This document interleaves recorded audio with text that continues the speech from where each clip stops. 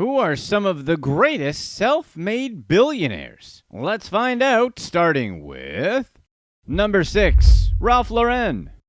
Ralph Lauren's name is synonymous with timeless elegance and luxury. Born on October 14th, 1939 in New York City, Ralph Lauren's journey to success is as inspiring as it is fascinating. Growing up in the Bronx, even as a young boy, Lauren had an innate sense of style, often dressing differently from his peers and showcasing his unique flair. This early passion for fashion and design would eventually become the cornerstone of his success. It was in the 1960s that Ralph Lauren embarked on his entrepreneurial journey, starting with a small collection of neckties.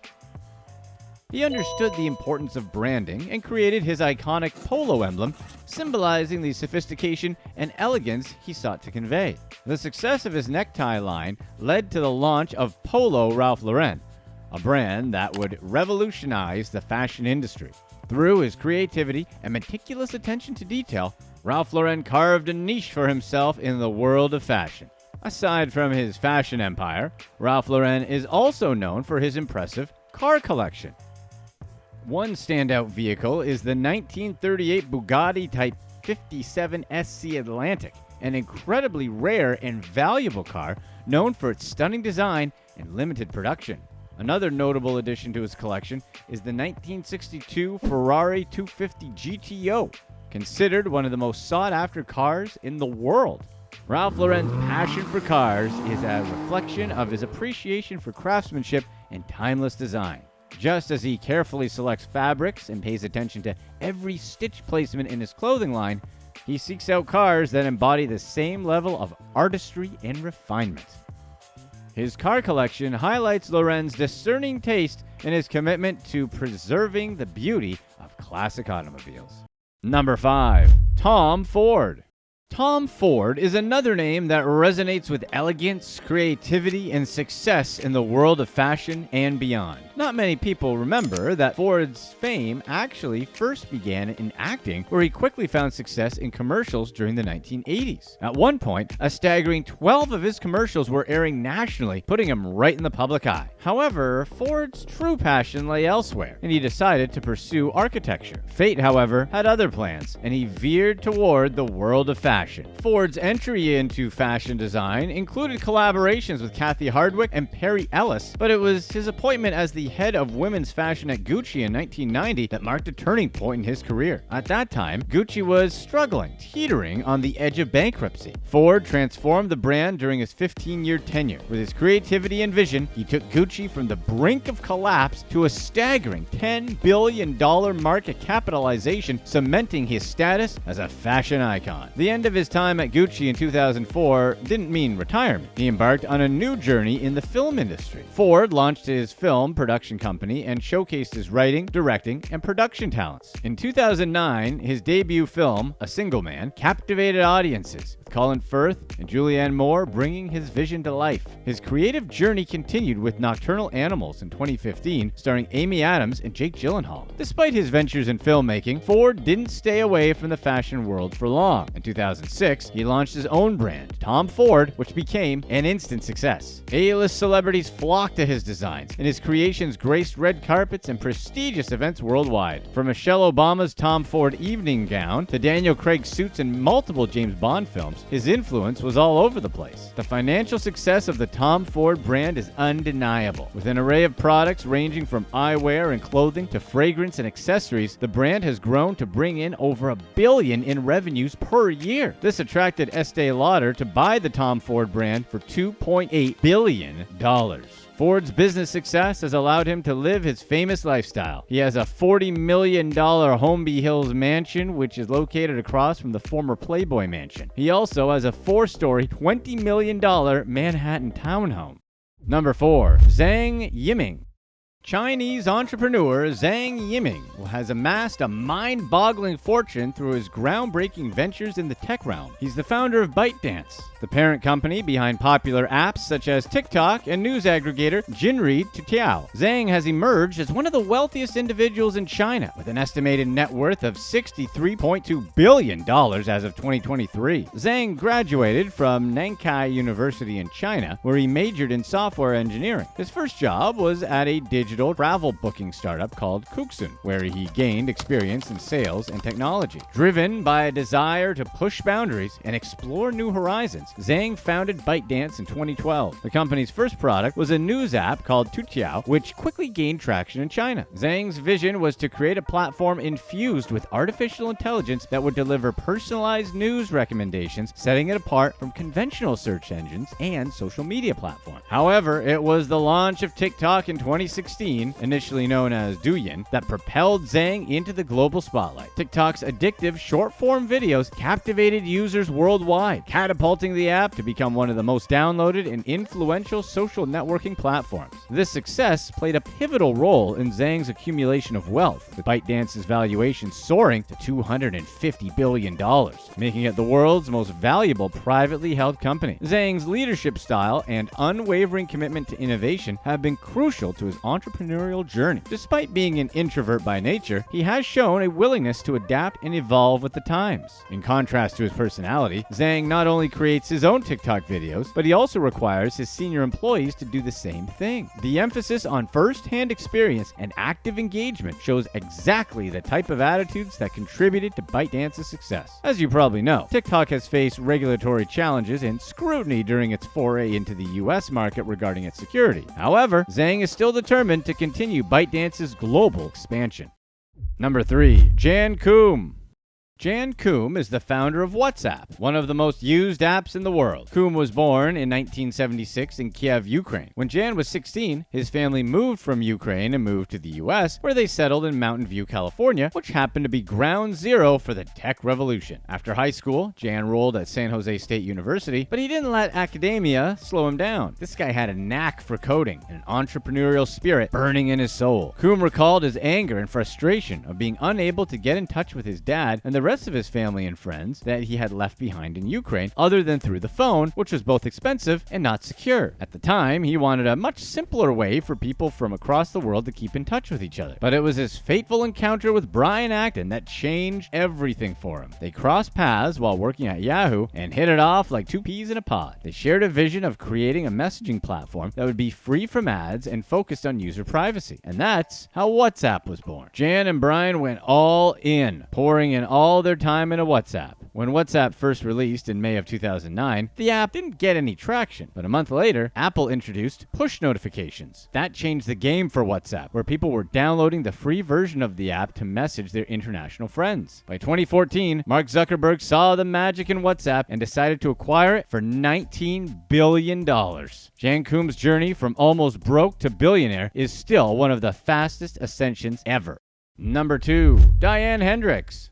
Billionaire Diane Hendricks is arguably the most successful female entrepreneur ever. She was born and raised in a small town in Wisconsin, where Diane grew up in a family of dairy farmers. Despite the traditional gender roles assigned to her, she still had a strong desire to work outdoors alongside her father. However, societal expectations pushed her toward more conventional tasks, such as housework. Diane's father was known for always being concerned about the welfare of the town and its school. At the age of 17, Diane found herself pregnant and married to her high school sweetheart. They settled in Janesville, Wisconsin, where she took a job on the assembly line of Parker Pen. It became clear to her that factory work was not her calling. Motivated by the need to support herself and her son, she pursued her real estate license, displaying her determination to create a better future for herself and her family. Diane's marriage came to an end, and at the age of 21, filed for divorce, embracing the challenges of single motherhood. As fate would have it, a man named Ken Hendricks entered her life. Ken, a roofing contractor, soon became her business partner. Together, they ventured ventured into real estate, buying and renovating properties in the Beloit area. Their success led them to roofing distribution business, and in 1982, they founded ABC Supply Inc. Despite the challenging economic climate at the time, Diane and Ken took a leap of faith, using their homes and investments to finance the purchase of several roofing stores. Tragedy struck in 2007 when Ken passed away from injuries sustained in a construction site accident. Diane stepped up to lead their life's work. She guided ABC Supply Inc., which had grown to over 350 locations and employs thousands of people across the country. Beyond ABC Supply, Diane expanded her business ventures through the Hendricks Holding Company, which has interests in a diverse range of industries, including manufacturing, transportation and logistics, and insurance. Through philanthropy and initiatives such as the Beloit International Film Festival, Diane has also reached back and invested in growth and development of her hometown. If you're enjoying this video, be sure to stay tuned for our past release on how Scott Storch blew $30 million in just 6 months. Number 1. Jeff Bezos. Jeff Bezos really needs no introduction. His journey to becoming one of the wealthiest individuals all started with his brainchild, Amazon. The e-commerce giant, founded by Bezos in 1994, revolutionized the way people shop and transformed into a global powerhouse. With a relentless focus on customer satisfaction, Amazon quickly expanded its offerings beyond books and became the go-to destination for virtually anything anyone could desire. But Bezos' ascent to the pinnacle of wealth wasn't without its personal trials. His highly publicized divorce from his wife of 25 years, Mackenzie Scott, captured headlines and shed light on the absence of a prenuptial agreement. The lack of a prenup became a subject of fascination as it was revealed that Scott had played an integral role in Amazon's early days, providing critical support and understanding during the challenging startup years. As a result, she received a significant settlement, making her one of the richest women in the world. Following his divorce, Bezos embarked on a new chapter in his personal life, finding love and companionship with Lauren Sanchez, a prominent broadcast journalist. Their relationship became the subject of intense media scrutiny, also capturing the public's fascination. Together, Bezos and Sanchez embarked on vacations and were often seen attending high-profile events and parties. The couple's opulent lifestyle was on full display, particularly during their escapades aboard Bezos' lavish $500 million yacht that came with a sculpture that kind of looks like Sanchez. Bezos' relationship with Sanchez, of course, meant a new beginning in his personal life. He resonated with the symbolism of the Koru, which is the name of his yacht and a Maori symbol of new life, growth, and strength. The wooden sculpture on his yacht represents the couple's commitment to embracing positive change and hope for the future. Despite the attention on his personal life, Bezos continues to steer Amazon's ship, albeit in a different capacity. He took on the role of executive chairman after stepping down as CEO. This transition allowed him to focus on new ventures and initiatives, such as his space exploration company, Blue Origin, which aims to make space travel accessible to all. Scott Storch was a music producer who worked with icons like Beyoncé, long may she reign, Justin Timberlake, 50 Cent, and Christina Aguilera. Scott Storch also blew, or rather inhaled, over $30 million in 6 months. Storch was the producer behind some of music's biggest hits between 1999 and 2006, and in the process developed a costly addiction that would suck up all his earnings. Storch made $100 million over his career, but that money went fast. The hit producer filed for bankruptcy several times, having spent most of his money pretending his nose was a vacuum cleaner. He also got in trouble with Suge Knight. Scott Storch grew up in Long Island, New York. His father was a court reporter and his mother a singer. Storch came from a musical family. His uncle Jeremy founded soul rock band The Vagrants. When his parents divorced, a 10-year-old Storch moved to Florida with his mother. His high school was tough, and in the middle of his first year, Storch moved with his father to Cherry Hill, New Jersey. They had family nearby, including Storch's cousin, who introduced him to the world of music. Storch was soon producing his beats and breaking into the music scene. By 1991, he was the keyboard player for the well-known hip-hop group The Roots and rose to stardom. He contributed to several Roots albums like Organics and Do You Want More? Despite his success with the band, Storch was sick of the band's packed tour schedule. He preferred being in the studio instead and decided to build a career in music production. As a producer, Storch worked with the top names in the industry. He'd already produced hits by The Roots before he worked with Dr. Dre on his hit Still Dre, where Storch played the piano that provided the catchy soul of the single. The hit skyrocketed Storch's career, which led to collaborations with 50 Cent, Chris Brown, Snoop Dogg. He saw himself as a chameleon and cared more about good music than the genre. Storch admitted he enjoyed the challenge of being pushed to work on styles that he hadn't done before. Storch produced hundreds of hit songs like Candy Shop by 50 Cent, Justin Timberlake's hit Cry Me a River, and Me, Myself, and I by Queen Beyonce. In 2005, Storch had produced over 80 tracks and was at the top of his game. He would sell each track for $100,000.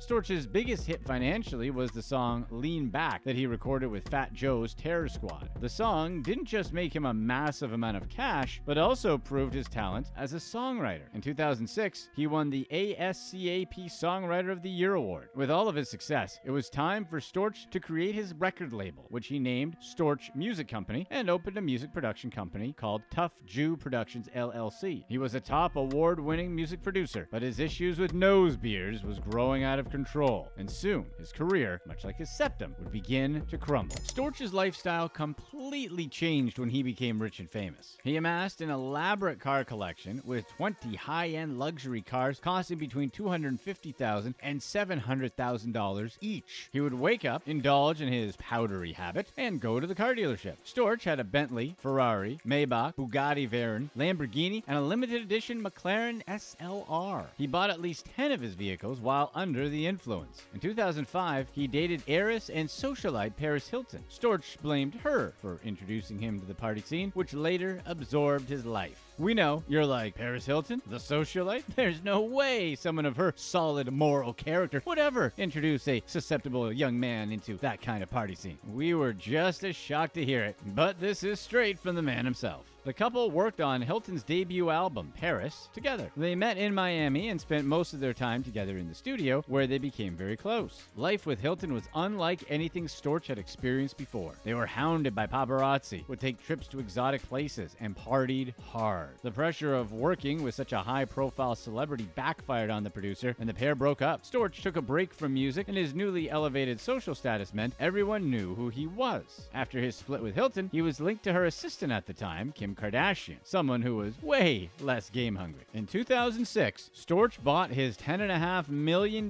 mansion on Miami's exclusive Palm Island. It was a waterfront mansion with 9 bedrooms, an indoor pool, a movie theater, a fitness center, a spa, and a game room. In total, the property was a whopping 30,000 square feet. He parked his $20 million yacht, which had 4 bedrooms, in front of his extravagant house. Storch also loved expensive jewelry and owned watches costing $100,000, necklaces, and many more shiny displays of excessive wealth. He treated his girlfriends to millions of dollars of diamonds and wore a $7 million 32-carat canary yellow diamond ring on his left index finger. When he traveled, he preferred to take his private jet and would drop $250,000 each way to bring his entire entourage on vacation to the French Riviera. Storch dropped over $250,000 a month on partying alone. Well, not alone like he was alone, because that would be weird, but alone as in just on partying. For Scott Storch, party rock was in the house every night, and it cost $8,000.